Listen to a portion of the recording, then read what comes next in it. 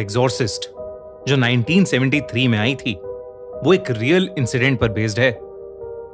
आज के खूनी मंडे के एपिसोड में हम लाए हैं उसी रियल इंसिडेंट की सच्ची कहानी। ये बात साल 1949 की है। मैरीलैंड यूएसए में रहने वाला 14 साल का रॉबी अपनी आंट हैरियट और उनकी फैमिली के साथ रहता था।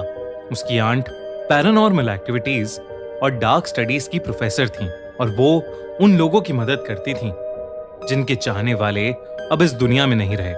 रॉबी के पेरेंट्स नहीं थे, इसलिए रॉबी हमेशा अपनी आंट हैरियट से जिद करता रहता था कि उसे अपने पेरेंट्स से एक बार बात करनी है।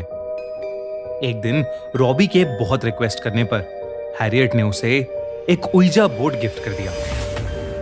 उइजा बोर्ड एक ऐसा बोर्ड है जिससे शायद अब दूसरी दुनिया से आत्माओं को अपने साथ बात करने के लिए बुला सकते हैं। रॉबी उस उइजा बोर्ड से रोज खेलता रहता था और अपने पेरेंट्स से बात करने की कोशिश करता रहता था। लेकिन इस बीच धीरे धीरे रॉबी का बर्ताव बहुत बदलने लगा था।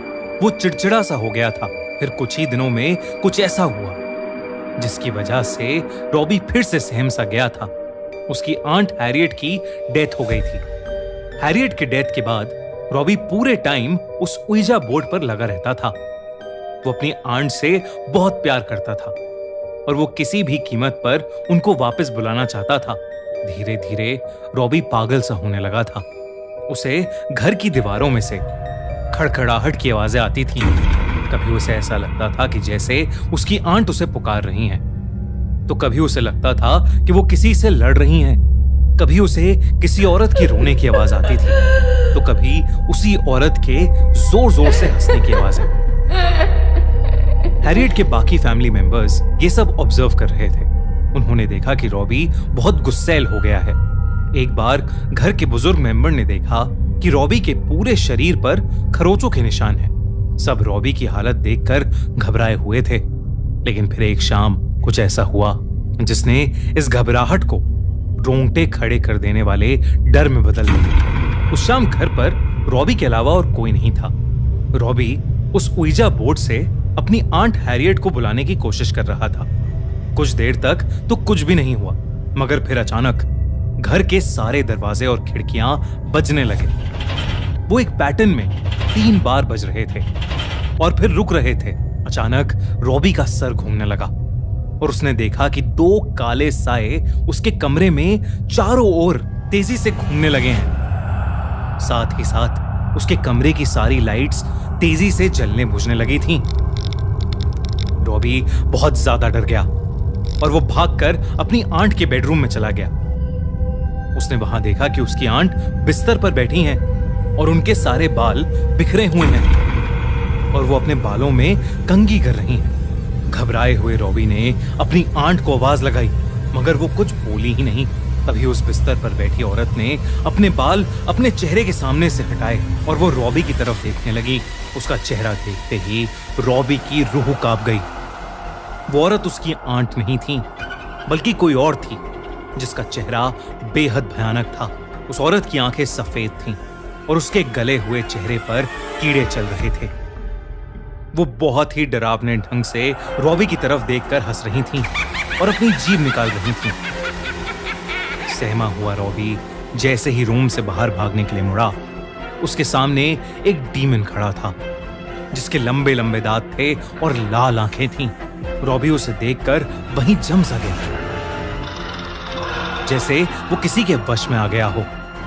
वो वहीं खड़ा रहा और उस रूम का दरवाजा खुद ब खुद बंद हो गया। देर रात को जब हैरियट के फैमिली मेंबर्स वापस आए तो उन्होंने देखा कि रॉबी खून से लथपथ खड़ा है और उसके हाथ में एक चाकू है और दूसरे हाथ में पड़ोसियों की मरी हुई बिल्ली, और वो उस बिल्ली से उसका मांस निकाल निकाल कर खा रहा था।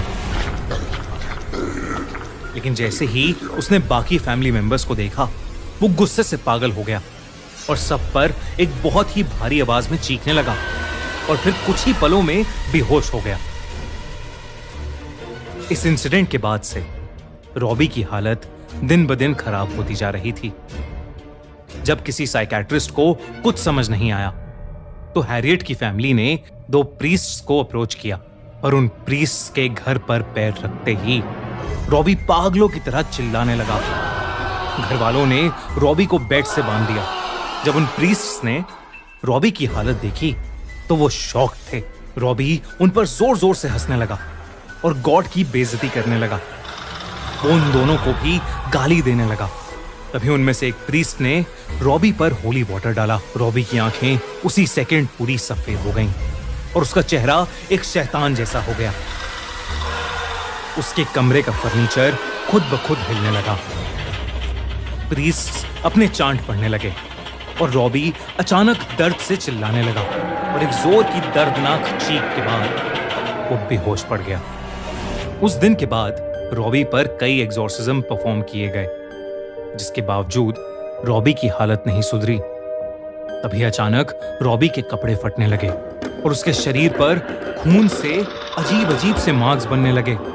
उसकी चेस्ट पर एक बहुत बड़ा एक्स का साइन बन गया था और ये होते ही रॉबी का बेड हवा में उड़ने लगा। प्रीस्ट ने एग्जॉर्सिज्म उसी वक्त रोक दिया। सब फैमिली मेंबर्स ये देखकर बहुत डर गए थे। उन प्रीस्ट ने उन्हें बताया कि एक्स मार्क का मतलब लैटिन में 10 होता है, जिसका मतलब ये था कि उसके शरीर को किसी एक ने नहीं बल्कि 10 डिमोनिक आत्माओं ने उसके शरीर पर कब्जा किया हुआ था। अगले दिन जब प्रीस्ट रॉबी पर आखिरी एग्जॉर्सिज्म करने उसके कमरे में गए तो उन्होंने देखा कि रॉबी अपने बेड पर नहीं है। जब वो पीछे मुड़े तो रॉबी सीलिंग पर चढ़ा हुआ था और उन पर हंसते हुए एक बहुत ही भारी आवाज में कुछ बड़बड़ा रहा था। वो लैटिन भाषा में जोरों से कुछ बोल रहा था। ये देखकर उन प्रीस्ट ने फौरन एग्जॉर्सिज्म शुरू कर दिया। रॉबी बेहोश होकर नीचे गिर गया। उसे बेड से बांधा गया। उस एग्जॉर्सिज्म के दौरान उसकी बॉडी अकड़ने लगी थी और वो दर्द के मारे चीखे जा रहा था। और फिर अचानक रॉबी को काले रंग की उल्टी होने लगी। उसकी बॉडी से अजीब सा चिपचिपा लिक्विड निकला, जिसके बाद रॉबी को नींद आ गई और वो सो गया। अगले दिन जब वो उठा तो सब कुछ बिल्कुल नॉर्मल था। वो बहुत कमजोर महसूस कर रहा था, लेकिन उसे कुछ भी याद नहीं था कि उसके साथ क्या हुआ है। थोड़े दिन बाद वो पूरी तरह से ठीक हो गया और उसके बाद उसके साथ फिर कभी ऐसा किस्सा नहीं घटा।